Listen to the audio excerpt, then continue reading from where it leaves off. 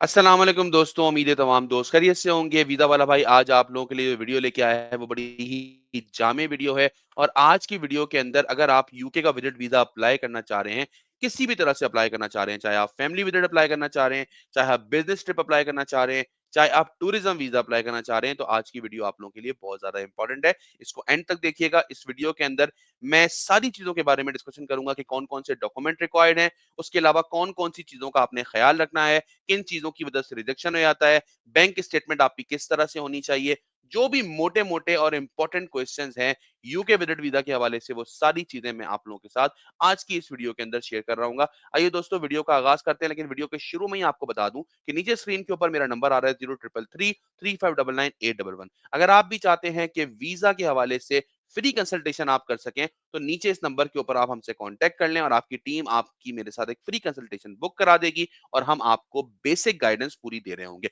उस basic guidance के बाद अगर आपको लगता है कि आप हमारी टीम से ही अपना वीज़ा प्रोसेस करवाना चाहते हैं, तो हम बहुत ही रीज़नेबल प्राइसेज़ के अंदर आपका विज़िट वीज़ा प्रोसेस करके दे रहे होते हैं, जिसमें आप लोगों को सारी की सारी टेंशन मुक्त हो जाती है। आपको सिर्फ़ अपना काम करना है और डॉक्यूमेंट्स प्रोवाइड करने हैं और हमारी टीम आपको एक बेहतरीन प्रोफेशनल अंदाज में आपका केस प्रोसेस करके दे रही होती है। तो दोस्तों वीडियो का आगाज़ करते हैं। सबसे पहले हम बात कर लेते हैं कि यूके का विज़िट वीज़ा जो है वो कितने अरसे का होता है। तो दोस्तों यूके का विज़िट वीज़ा जो इनिशियली आपको मिल रहा होता है वो 6 मंथ्स का मिल रहा होता है और ये एक मल्टीपल एंट्री वीज़ा होता है।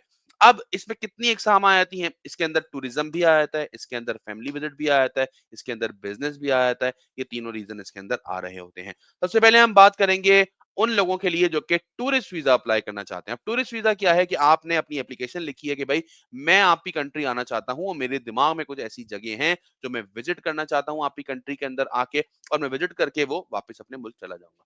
दूसरे नंबर पे वो लोग आ जाते हैं जो बोलते हैं भाई मेरे मामा, चाचा, ताया या मेरे बहन-भाई वहाँ पे रहते हैं और मैं उनको मिलने आना चाहता हूँ और मुझे जो है वो वीज़ा की ज़रूरत है। ये मेरा जो है वो एक छोटा-सा गोश-गुज़ार हूँ मैं आपसे और मुझे आप वीज़ा दे दीजिए। और तीसरा वो लोग होते हैं जो कि बिज़नेस पर्पज़ के लिए आना चाहते हैं, मतलब कि वो कोई कारोबार कर रहे हैं और किसी कॉन्फ्रेंस के लिए अटेंड करना यहाँ पे आना चाहते हैं या फिर वो अपने किसी क्लाइंट से मिलने आना चाहते हैं और उनको वीज़ा चाहिए होता है। अब उन तमाम लोगों को चाहे आप किसी भी तरह का वीज़ा अप्लाई कर रहे हो, आपको चाहिए होते हैं कुछ ऐसे डॉक्यूमेंट जिससे ये वेरीफ़ाई हो सके कि आप एक ऑथेंटिक ट्रैवलर हैं और आपके ऊपर ट्रस्ट किया जा सके। तो सबसे पहले उसके अंदर आ जाते हैं दोस्तों आपके पर्सनल डॉक्यूमेंट्स। पर्सनल डॉक्यूमेंट्स में क्या आ जाएगा? आपका स्कैन्ड पासपोर्ट, आपका सीएनआईसी, आपका एफआरसी, अगर आप मैरिड हैं तो आपका एमआरसी। एफआरसी जो है वो फैमिली रजिस्ट्रेशन सर्टिफिकेट होता है, एमआरसी जो है वो मैरिज रजिस्ट्रेशन सर्टिफिकेट होता है। अब इसके अलावा आपके इसमें फाइनेंशियल डॉक्यूमेंट चाहिए होते हैं और फाइनेंशियल डॉक्यूमेंट बड़े इंपॉर्टेंट है। ये साबित करेंगे कि आपके पास इतना पैसा है कि अगर आपको यूके वीजा दे देता है तो आप ना सिर्फ अपना वीजा लेने के बाद ट्रेवल कर सकते हैं, वहां रह सकते हैं, घूम फिर सकते हैं और आपके इस टूर पे जाने के बाद आपके पीछे जो आपकी फैमिली है वो मुतासिर नहीं होगी, बल्कि ये आप टूर जो कर रहे हैं वो अपने सेविंग से कर रहे हैं। अब इसमें एक क्वेश्चन आता है, लोग बोलते हैं कि भाई क्या मुझे टैक्स रिटर्न साथ लगाने चाहिए या नहीं लगाने चाहिए। लोग बड़े बड़े अपने बहादुरी के किस्से सुनाते हैं आके कि भाई मैंने तो जो है ना वो जाके जंगल में शेर का शिकार कर लिया बिना गोली चलाए। आपने माना, आपने बोला जंगल ने मोर नाचा किसने देखा, हमने मान लिया आपकी बात। लेकिन बात ये है मेरे दोस्तों कि टैक्स रिटर्न बड़ा इंपॉर्टेंट एलिमेंट है और वो क्यों है? क्योंकि टैक्स रिटर्न जो है ना वो एक तरह से आपकी कही हुई बात के ऊपर मोहर लगाता है। जैसे आप बोल रहे हैं कि मैं साल का 20 लाख रुपए कमाता हूँ, ठीक है? और आपका टैक्स रिटर्न आपने साथ लगाया और वो भी बोल रहा है कि हाँ, ये भाई साहब जो है ये साल का 20 लाख रुपए कमाते हैं। उस 20 लाख के हिसाब से इन्होंने हमें जो है वो टैक्स भी भरा हुआ है। अब आप बोल रहे हैं कि मेरे पास 3 प्रॉपर्टी है, ठीक है? उन 3 प्रॉपर्टी के आपने डॉक्यूमेंट साथ लगा दिए। आपने अपना टैक्स रिटर्न साथ लगाया, उस टैक्स रिटर्न के अंदर भी आपकी तीनों प्रॉपर्टीज डिक्लेयर हैं। तो मतलब कि गवर्नमेंट ऑफ पाकिस्तान ने इस बात की वेरिफिकेशन कर दी कि ये भाई साहब जो बात कह रहे हैं, ये सच है और जो ये अपनी चीज डिक्लेयर कर रहे हैं, ये हमारी नॉलेज में है, उसके अगेंस्ट ये पूरा टैक्स पे करते हैं और ये बंदा सादिक और अमीन है। यहां तक आपकी बात समझ में आई? नहीं समझ में आई? क्यों नहीं आई समझ में? इतनी आसान तो बात है। अब इतनी आसान बात इसलिए समझ में नहीं आ रही क्योंकि पाकिस्तान में लोग टैक्स में बड़ा हेर-फेर करते हैं। अब मतलब मिसाल के तौर पे कहीं से कुछ पैसा आ रहा है, कहीं से कुछ पैसा आ रहा है, उसका प्लॉट बेच दिया, ₹10,000 कमीशन ले लिया, उसका मोबाइल बेच दिया, ₹15,000 कमीशन ले लिया। इस तरह के बहुत सारे काम जो हैं वो लोग अपनी साइड बिज़नेस के तौर पे अपनी जॉब के साथ या अपने कारोबार के साथ कर रहे होते हैं। या बहुत सारे लोग ये करते हैं कि उनका कारोबार तो है और कारोबार कमा भी रहा है, लेकिन ज़्यादातर पैसा जो है वो कैश की फ़ॉर्म में आ रहा है, गल्ले के हिसाब से काम हो रहा है, तो उस हिसाब से पैसा जो है वो अकाउंट में आ भी नहीं रहा और ना ही उन्होंने गवर्नमेंट को डिक्लेयर किया है। अब पैसा तो आपने जमा कर लिया, बैंक स्टेटमेंट आपने बना ली 20 लाख, 25 लाख, 30 लाख की, लेकिन जब वो टैक्स रिटर्न के अंदर सही तरह से डिक्लेयर नहीं होगा, तो क्या होगा कि वो बोलेंगे कि भई हमें नहीं यकीन कि आप जो बोल रहे हो ना, वो पैसा आपका है। दूसरी एक और बात आपने ख्याल रखना है दोस्तों, जब भी आप यूके का वीज़ा अप्लाई कर रहे हो, तो आपने अपनी बैंक स्टेटमेंट को ख़ास कर देखना है कि उसके अंदर कोई भी ऐसी ट्रांज़ैक्शन नहीं हो कि जो आप साबित ना कर सकें। मिसाल है आप बोल रहे हैं मेरी 2 लाख रुपए पर मंथ के हिसाब से तनख्वाह है, लेकिन आपके अकाउंट के अंदर किसी महीने 3 लाख आ गया, किसी महीने 4 लाख आ गया, किसी महीने 6 लाख रुपए आ गया, क्योंकि आपने तो बैंक स्टेटमेंट बनानी थी, आपने तो ले लेके मामू चाचा से पैसे डाल दिए अपने अकाउंट के अंदर, अब करो साबित आके। तो भाई बात ये है कि वो आप साबित नहीं कर पाओगे। तो जो पैसा आप कमाते हो सिर्फ वही पैसा आपके अकाउंट में आना चाहिए, उसके अलावा पैसा नहीं आना चाहिए।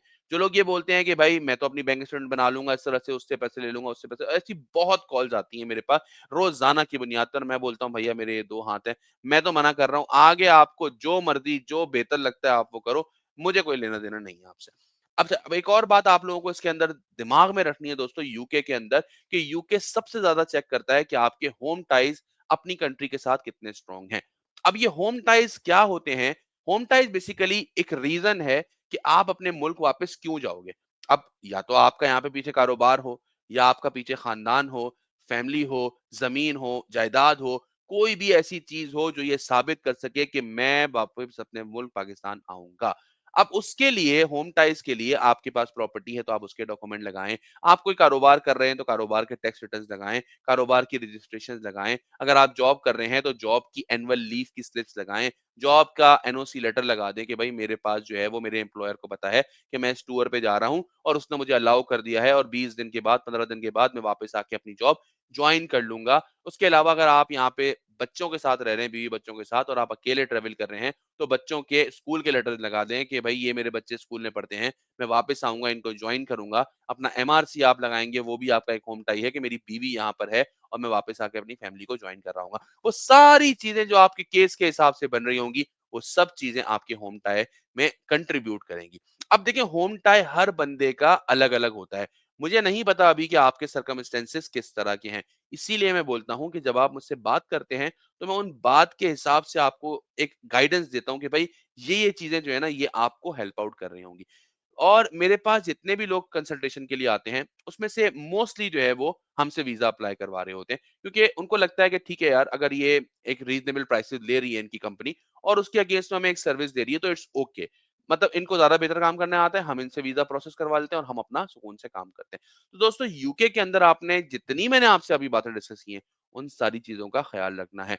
अब सबसे इम्पोर्टेंट बात जो एक लोग मुझसे पूछते हैं कि क्या सबसे बेस्ट टाइम है यूके का वीज़ा अप्लाई करने का? और उसका जवाब ये है, सबसे बेस्ट टाइम तब है जब आपके डॉक्यूमेंट्स कंप्लीट हैं और आपकी सारी चीज़ें चेकलिस्ट जो है उसके ऊपर टिक हुआ हुआ है। दोस्तों मिलते हैं आपसे अगली वीडियो में। मैं उम्मीद करता हूँ आज की वीडियो आप लोगों को हेल्प आउट करेगी। अपनी वीज़ा जर्नी के अंदर मज़ीद इसी तरह की वीडियोज़ को देखने के लिए मेरे चैनल को सब्सक्राइब कर लें। अपना बहुत ज़्यादा ख़्याल रखिएगा। अस्सलाम वालेकुम।